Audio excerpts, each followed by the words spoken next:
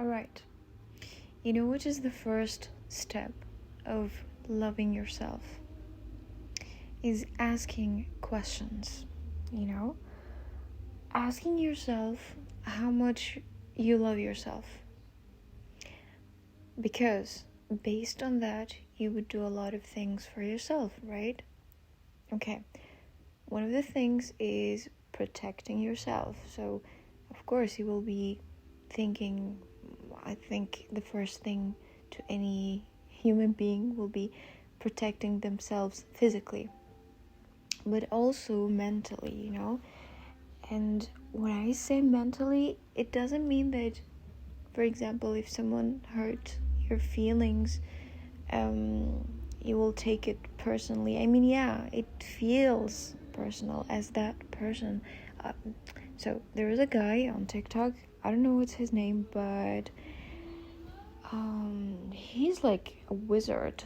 He just says some words and then it makes sense, So he was saying, like, when someone offended you, or when you got upset or mad about something, or when you're remembering something and it's hurting you, always think, or like ask yourself a question, or just say to yourself, it feels personal, but it's not personal, because we choose that we want to feel that way, So what I always say to myself is, like, especially to girls, why are we always out there? Almost. I'm talking about the ones who have self-respect, as I do. But it's like, at some point, we're like almost begging people for love and attention, which is the bare minimum, by the way. Why are we always lapping out the breadcrumbs, We have to stand, and then we have to walk away, because if you stay there, and if you're like always, I don't know, like hoping that this person will do something, even if you try to say it, even if you say it, because I was in that place and I said it to the person, look, I know what I want and I know what I need, this and that, so are you able to do it or not? And then he was like telling me, yeah, of course, blah blah. And then after time, it was all gaslighting, like that person wanted to keep me till the end, so yeah, I realized it and then I end it, because I don't need this type of love, even if he loved me, it's gaslighting. And being with someone kind of narcissist, well, actually not kind of, he was a narcissist. I'm talking about my ex, one of my exes.